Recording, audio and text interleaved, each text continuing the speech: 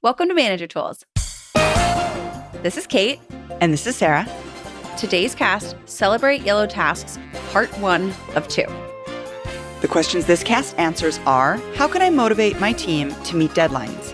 How can I reduce surprise missed deadlines and deliverables? And what is a great way to help my projects stay on time? If you want answers to these questions and more, keep listening. Are you ready to roll into 2025 with your managers and professionals ready to tackle results with either management or communication behaviors? We still can get you in this year. Don't be shy to reach out to Maggie to see how we can make this happen. Organizational training made cost-effective and convenient for your teams, delivered by Manager Tools. Send an email to Maggie today at maggie@manager-tools.com for more information. Today, we're talking about a little bit about motivation, which is exciting. In this guidance, we're going to talk about how to change the ways you interact with your team when it comes to keeping work on time, which I have to believe so many managers, professionals care deeply about. Yeah. We have some guidance here. Most managers do it wrong, but it's really not your fault.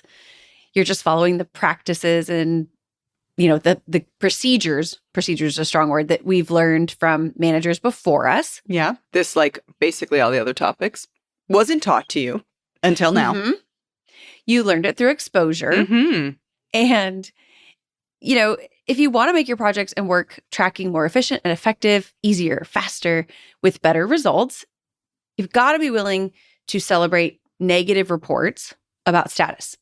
And we're going to teach you how in detail because it's us and we're Manager Tools. Mm-hmm. So we're really excited to talk about also deadlines and deliverables, which both Sarah and I are super into. Well, I think all managers are, right? Folks, if you're a manager, deadlines and deliverables are at the heart of all of your work. A Horstman's Law of project management makes the core parts of our work who does what by when. And inherent in this law is that deadlines drive behavior. And most of us will always prioritize work that is due today or this week over something that's due next week or 2 weeks from now. Yeah, deadlines drive behavior. Yeah, exactly. So as managers, we're responsible for our own work, our own deadlines and deliverables. But as managers, we are also responsible for the deadlines and deliverables of those on our team. Even though we're not doing the work ourselves in all cases, if those people report to us, those deliverables are ours to deliver upon. Mm-hmm. And yet, it's pretty unlikely. We would bet that you probably haven't ever been on a project. Anybody listening hasn't ever been on a project where all the deadlines were met. Mm-hmm. That's not common. Yeah, exactly. It's very common that deadlines and deliverables are missed. Yeah. And no one's perfect and things happen for sure. But human imperfection doesn't really tell the whole story about this. Systems and behaviors around deadlines are often counterproductive. Mm-hmm. And we want to help you. Yeah, exactly. I think this is a very topical topic. Oh, that's the wrong thing to say. It's very timely at all times for all managers. This is something that is inherent in everyone's day-to-day all the time. So this cast is something that all managers can use whenever because we're constantly dealing with this barrage of deadlines and deliverables and the responsibility of tracking those deadlines and deliverables. So our outline for today, we're going to start with step 0, creating public tracking of deliverables. Then step 1, stop shooting the messenger. Step 2, say good. Then talk about and celebrate yellow deliverables, offer resources and ask for more frequent updates, and keep track of deadline performance. Mm-hmm. Step 0 is the one that gives me the most heartburn because I am so nervous that there is a chance that out there, someone doesn't have public tracking of deliverables. Well, not after Step today's 0. cast, Kate. Don't you worry about it. That's the dream. Step 0, create public tracking of deliverables. We have previously published extensive guidance on project management and general work tracking, reporting, communication. we encourage you to use our map of the universe on the website, where there is an entire top-level node on project management with multiple podcasts, roughly maybe 50 Yeah. Oh, yeah. on basics, meetings, reporting, feedback. We really want to help you with work tracking and reporting, thanks to the digitization of the workplace. It's funny, Sarah, I'm listening to the Acquired podcast right now, episode about the history of Microsoft. Okay. Yeah. Mhm. It is incredibly interesting. I should warn everybody who's listening to this, the episode about Microsoft is 8 hours long. Oh, wow. So I don't want to have anybody believe that I am saying to you that you should go listen to it right away, because I'm saying with caution, With it caution. is worth a listen, Uh-huh. Mhm. It could take an some awareness time. of the dedication required. I've been listening to it on like at the gym or in the car, things like that. What's interesting is they're talking about Microsoft's inception at a time when the digitization of the workplace is happening. Yeah. They're talking about Microsoft. They're talking about Windows 95. They're talking about spreadsheets. Yeah. They're talking about how it came to be that the workplace was digitized, which for so many of us, it happened kind of prior to yeah. our entry to the workplace. We don't And even know so- what the world was like before that. There's no way for us to know what things were like without Office Yeah. 365, without Yeah. technology. I don't know how, I don't know either. I don't two even know things how that stand people out. lived life. I don't know. I say that all the time. I'm like, how did people even do life? I don't get it. The things that stand out to me are spreadsheets, which didn't Mhm. exist, and email. And the thing is, when I entered the workforce, both of those things were already in place. Yeah, totally. I've never had to live without those things. Mhm. All of this to say, there have been in the last 30 years, I want to be very clear. This is 30, 40 years. This is very recent that all of this has happened. Like Mhm. spreadsheets came to us in the 80s. So let's just keep that in mind. And that has allowed us to track and report work and projects Mhm. in ways that are dead simple. Oh, yeah. It's just like, you can have a spreadsheet, you can have a Google sheet, you can have version control, you have all these things, and you have all these options, ways to track. There's the just like conditional formatting of a cell. So if you haven't done so yet, please start requiring public tracking of all projects and Mhm. deadline status in your team. It takes nothing more than shared Google Sheets or Excel spreadsheets with deliverables listed by due date and individual owners for each deliverable. And you review it weekly at a minimum. And in the late stages, very late stages of more important projects, of deliverable sets, even daily. Yeah. Which is part of maybe your Scrum or Agile meeting, your stand-ups, that kind of thing. Yep. Absolutely. We have Yeah. the power. Oh my gosh, we have the power, and it's so easily at our fingertips. It doesn't take a technology person to help you create this tracking. Again, Kate mentioned our podcast about the task management spreadsheet. And if you have access to that spreadsheet, if you don't, it's because you're not a licensee, so become one. But if you have Mhm. access to that spreadsheet, which is attached to the podcast for the work management spreadsheet, you have a copy of an Excel spreadsheet to do just this. I mean, we've already created it for you. There are really, to Kate's point, no excuses here. No excuses. And folks, note what Kate said very specifically in terms of the vocabulary she used. Note the portion of the outline that describes this portion of our cast. It doesn't just say track action items or activities. It says public tracking of deliverables. We don't say tasks, because a task is nothing more than the work being done. That's obviously a necessary part of a deliverable. A task is, right? Mhm. But it's the actual reporting. Deliverables are the actual reporting of the work being done that turn them into a deliverable. It's Yeah, not enough. communication. Yeah, exactly. The communication piece. It's not enough to just ask someone to write some code that accomplishes something, or to create a presentation deck for something, or create a list of responsible parties that need to be contacted for input relative to collaboration on a project. And the reason that's not enough, and we've all experienced this, is because just the task being completed in and of itself doesn't mean that anyone else knows it's been done. How would they know? Why? How would they know? I sound like that meme. I know, right? How would they know? They wouldn't know. How would they know? They wouldn't. Exactly. And everyone's work within the organization is interconnected. Mm-hmm. No single task by any one person is the desired result from the work we produce.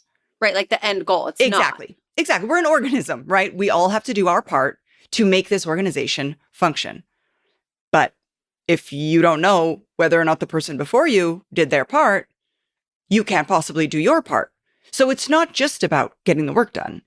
It's about getting the work done and communicating that you've done your part, and therefore the person behind you in line, the person that's the next step in the process, can act upon that.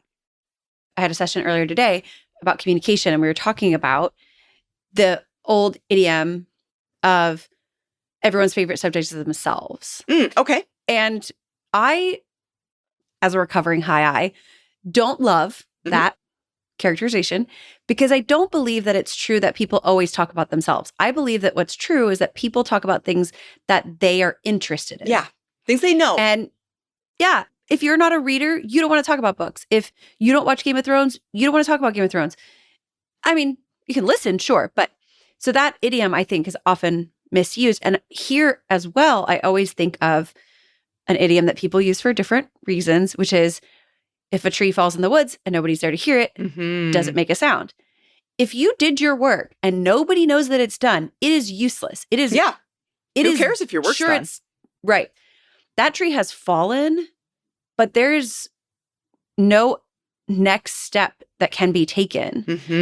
If someone doesn't know that your work is done, if someone doesn't know that the document's there, it doesn't do them any good, and doesn't do you any good. So yeah, no one benefits from work being done and no one being told about it. Not only do you have to know as a manager the status of things, that is to apply resources, to offer help, to report accurately when your boss asks you, but others won't be able to start their dependent tasks without knowledge of the previous task's completion. And the act of making tasks into deliverables goes to the fundamental nature of human organizations and the communication that allows our work to be connected to other people's work within the organization, and thus achieve our goal beyond the singularity of one task itself. It's also worth thinking about, if your team is high functioning already, the fact that, because I have somebody on my team specifically who's always early with their work. Yep. Always early. And there's a gap in productivity between the time the work is done and the time the person who needs to use it can utilize it, if there's no communication. So if Cassie gets her work done early, which is inevitably what Cassie will do, and I don't know that it's done, which is not something Cassie will do because she also always lets us know, then the work is ready, and there's a possible time frame where I could be utilizing that work and information, and I'm not. So we have a gap in productivity. So if you're trying to move stuff to the left, deadlines, end goals, things like that, having public reporting allows you to close some of those productivity gaps, and in some cases get ahead of deadlines, go green before something goes even yellow, maybe, if you're as fast as Cassie. The communication, though, around that has to occur, or I don't know that it's ready early, right? Like, I have to be aware that something's done. And oftentimes, if you don't have any mechanisms around reporting, the person who's going to utilize the work doesn't find out that it's done until the deadline. And it's usually them asking, like, oh, hey, did you get this thing done? As opposed to Cassie does it, she reports it on the sheet, and then I know it's done. So I can start my work early in some cases. That's not the norm, but it is a place in which a high-performing team can close productivity gaps for work that is being transferred from one person to another that has been completed early. Even if it's just a day or two.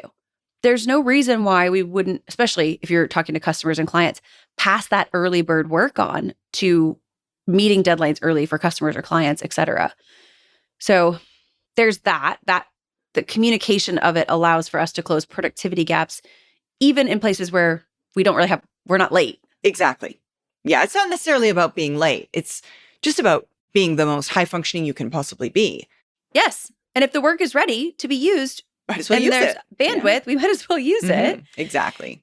And in our mentioned examples, people can't just write the code. They have to upload it and report on the tracking status that it's done. You didn't assign the task of code writing. You assigned the deliverable of upload your completed and tested code to the project repository and mark it done on the shared tracking sheet. Yeah, exactly. You didn't just assign the task of the creation of a presentation deck.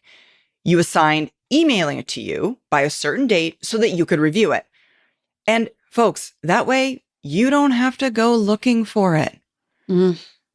I mean, how many times have you gone to somebody on your team and been like, hey, is this done? Hey, is this done? Hey, is this done?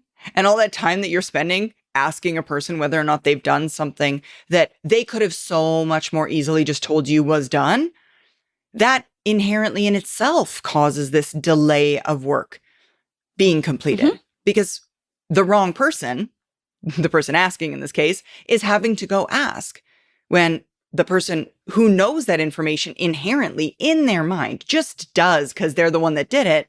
Them communicating it is so much faster and so much easier from a productivity standpoint because they know the information. It's just one little extra step.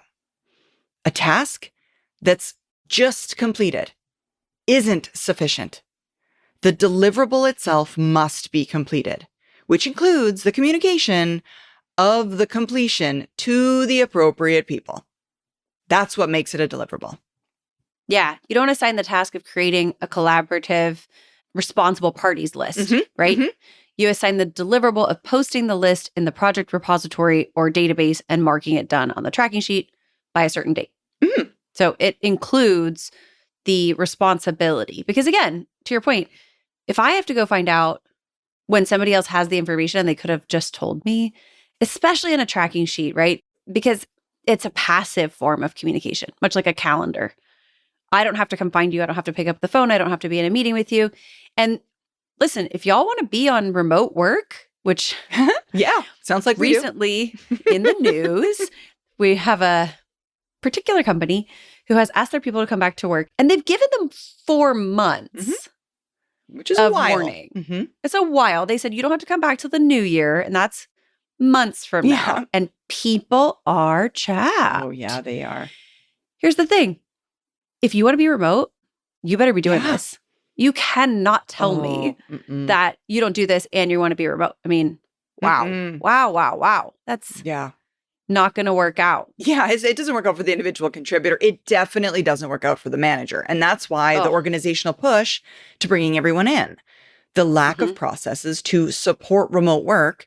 It's not like you can just walk by someone's desk and be like, hey, Kate, did you finish that thing?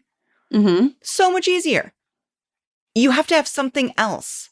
Totally. And that's why I don't think people always realize this, but there's laws around proximity and communication. And the closer you are to somebody, the more often you talk to them. That's a human thing.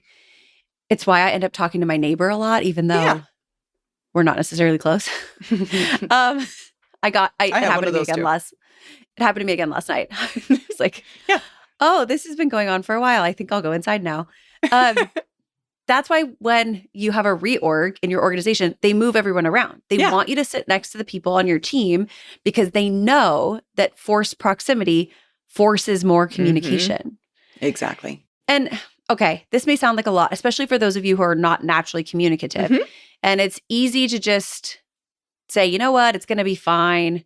Surely everybody knows this. And we do know this inherently. Maybe you're not thinking necessarily about it on a conscious or regular basis. But if we only assign tasks, what we get is tasks sans communication.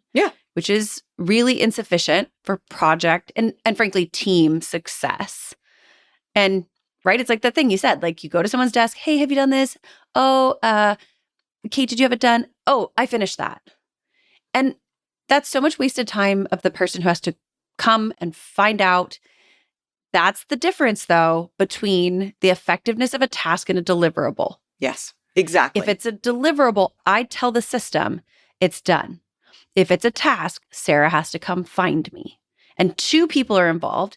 And I got to tell you, the salary doubling idea of what it costs the organization to pay for, did you do your chores, is not something I'm willing to accept into my cycles. Yeah, absolutely. So there's that. Completely agreed. And going back to your point, Kate, I think you're right. I think a lot of people might think to themselves, okay, gang, you're really harping on it here. This is easy. This is standard. This is basic stuff. Everyone knows this. Okay, so I ask you then, how many times have you been in a meeting where topics were discussed and tasks assigned, but neither good records were kept and disseminated, or they weren't turned into deliverables? And everyone left and we all thought someone else had it. Someone else had something to do. We weren't responsible for anything. And then nothing got done. Next meeting, reconvene. And it's like, hey, did anybody do their things? It's like, oh, I didn't know. Oh, I was supposed to do something? I didn't know. So now we burnt a week.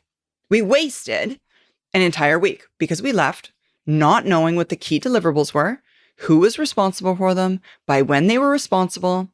And again, as busy as we all are, we can't afford to make our own waste because we don't have clear guidance on deliverables and reporting.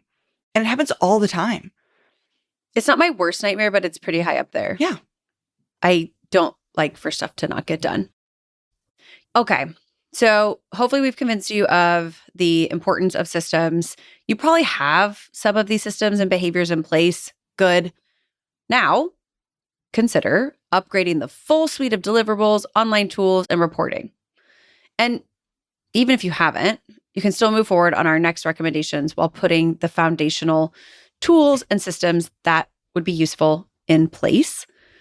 One final thing about projects. Can't believe we have to say this. Deadlines matter. Yeah, they do. They really do. Mm-hmm. Really. It probably hasn't escaped you, right? That for example, even in places like sporting events, like the NFL, there are deadlines everywhere. Mm-hmm. I am so nervous. I'm not even going to mention that my team appears to not be terrible this year. Ooh. American style, I know. It's very scary. I'm very nervous. I feel very cautionary about my optimism.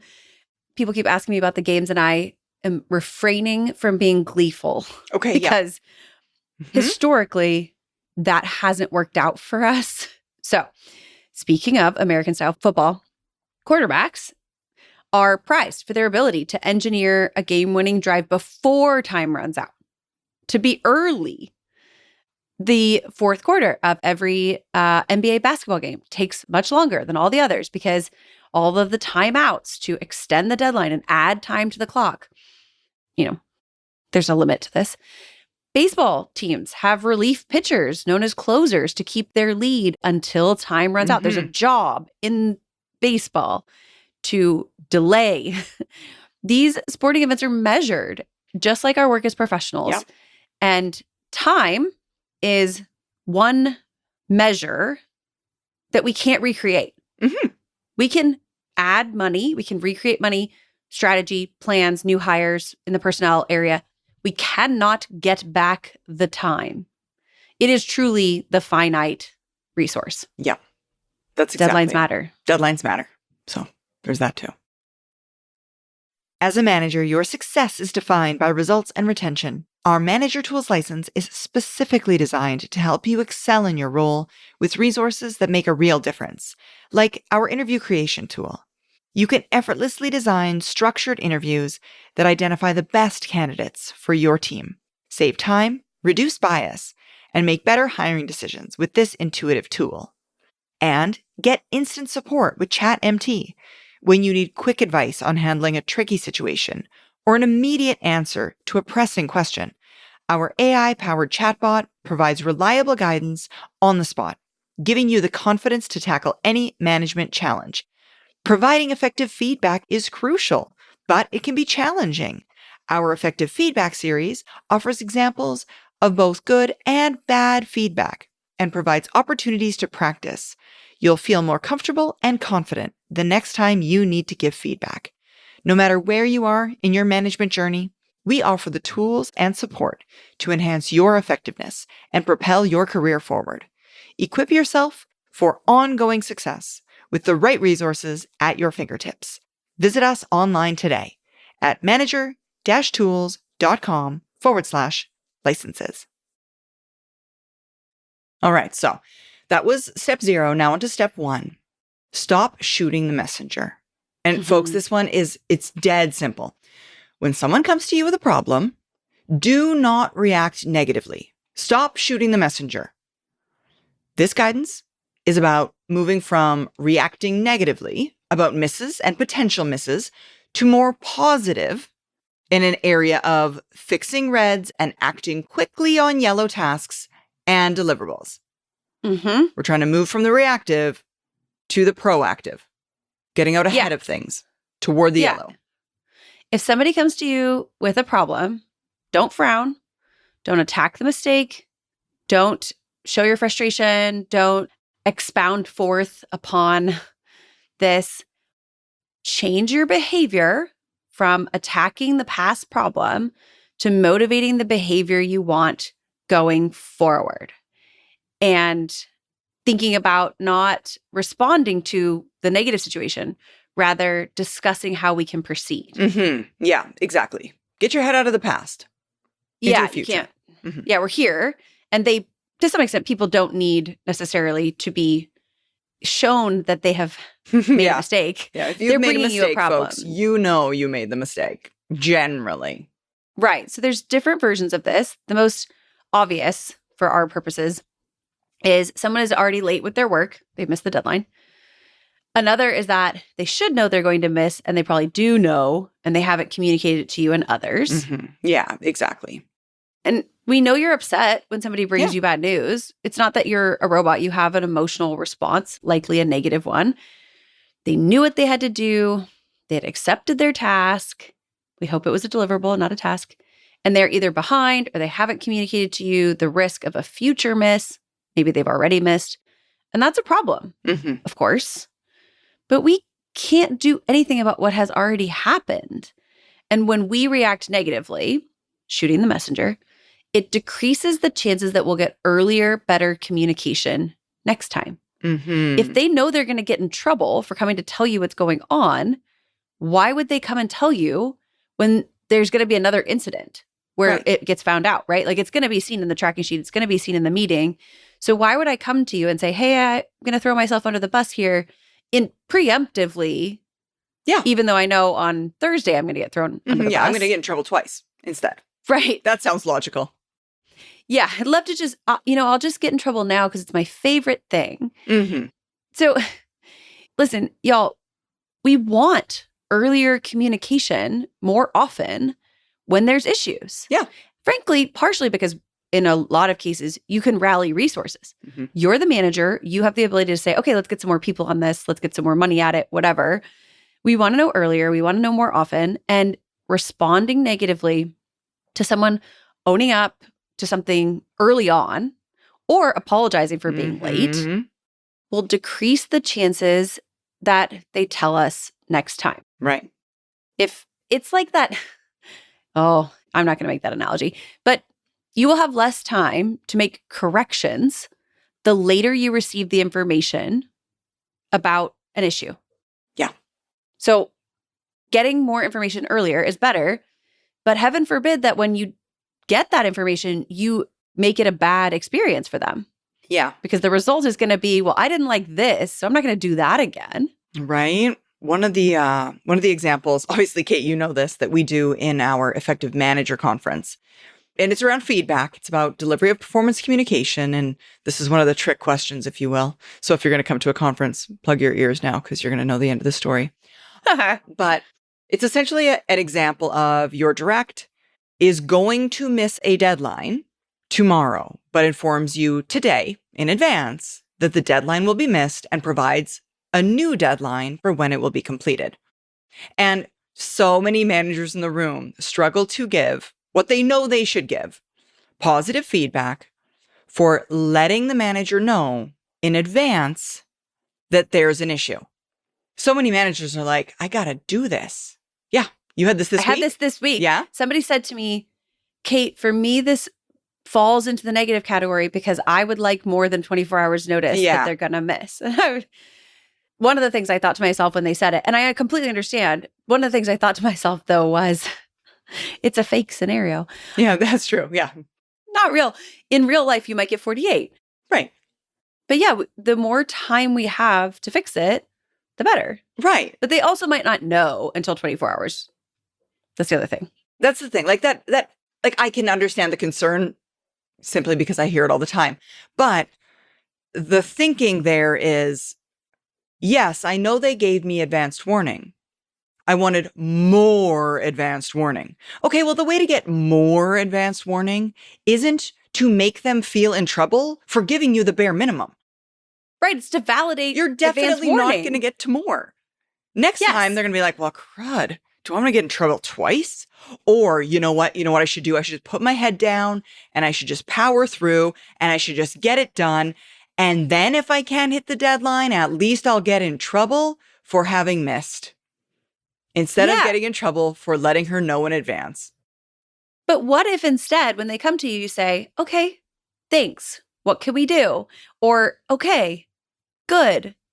So that they know that advance notice is valuable. And then you've validated a behavior that you want to see again. Yeah. And now I know it's only 24 hours, person that had a problem with this week. And you are not alone, friend. It's basically all the managers that ever hear the scenario. But now, 24 hours in advance is not a lot of time. But now there are two people involved, and you're the manager. And you can rally your troops, as Kate mentioned earlier, and you can pull more resources in. And it's only 24 hours, but maybe we can still fix it because it's better than zero, which is the alternative. And we definitely don't want that. That's it for this week, folks. We'll be back next week with part 2.